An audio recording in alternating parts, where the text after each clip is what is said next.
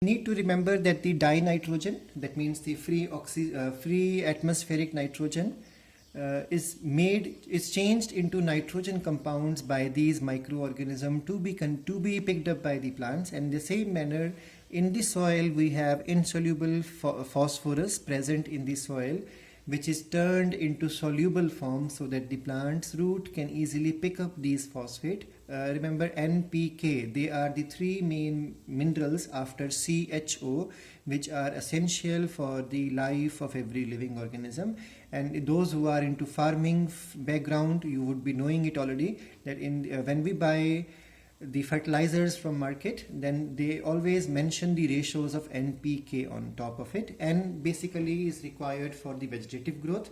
P and K are more required for flowering as well as the fruit formation. So this concept comes basically in agricultural science of your college level.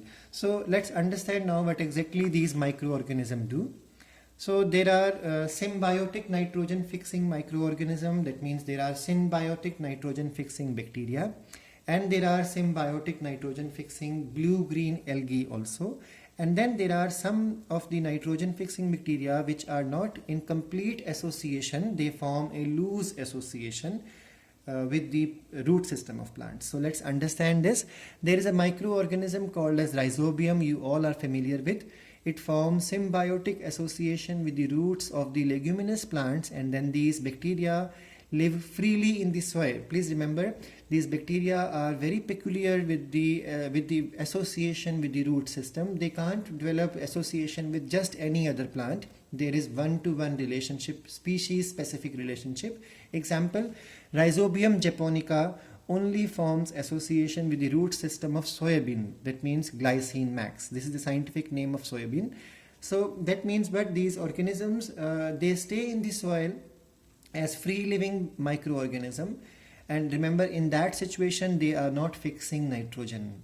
They can only fix nitrogen when they are present inside the root system or root nodules of a particular species of the plant. Like for example, Rhizobium japonica is found inside the soil, but it is not fixing nitrogen. But once it makes successfully an association with the soybean roots, then it will develop a root, the plant will develop a root nodule, if you remember these topics of 11th class, and then these root nodules will give a space and without oxygen condition, because these bacterium need anaerobic condition to fix nitrogen. So it's mentioned here in the nodules, the cells, bacteroids fix nitrogen in the absence of oxygen as leg hemoglobin scavenges all the oxygen. Now what is this leg hemoglobin? Just like we have hemoglobin which is red in color or orangish red in color, in the same manner these plants prepare a protein which is called as leg here stands for leguminous. So leg hemoglobin picks up all the oxygen so that it turns pink in color, and now there is no more free oxygen in the surrounding, and now the nitrogenase enzyme of these bacteria are able to function optimally and fix nitrogen gas. So apart from this, we have plants, for example, Sesbania rostrata is an unusual leguminous plant in which the stem nodules are there. So apart from the root nodules, it also develops the stem nodules where bacterium is there fixing nitrogen gas. And then there are some exceptional non-leguminous plants also which show symbiotic association with other nitrogen fixing bacteria. For example, there is a bacterium in the class of Actinomycetes, example Frankia, with the root nodules of, now Frankia makes association with the makes root nodules in Casuarina plant as well as Ulmus plant as well as the Rubus plant. So just need to remember that symbiotic nitrogen fixing bacteria develops root nodules. They even make association with the stem. They even make association with the non-leguminous plants also inside their roots, and they fix nitrogen gas there. In the same manner, we have symbiotic nitrogen fixing blue-green algae. So there are a number of blue-green algae which form association, again mutualistic symbiotic association with several plants.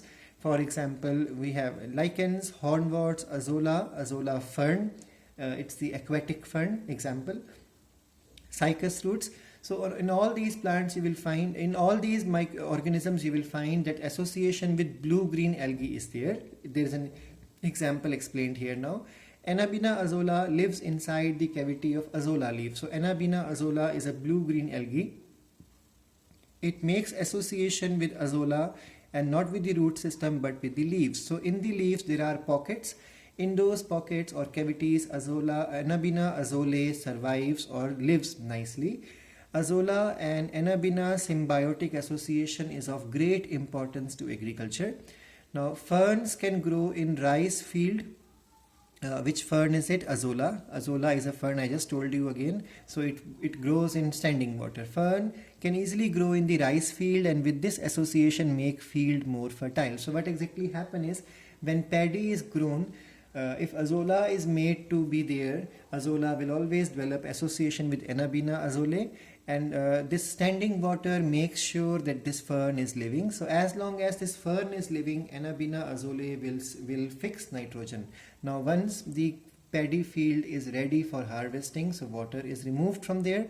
Once the water is removed, now this fern will die, so will the Anabaena azole living inside, but their body mass will have a lot of nitrogen, and slowly this body will decompose, and this will naturally increase the nitrogen content of the soil.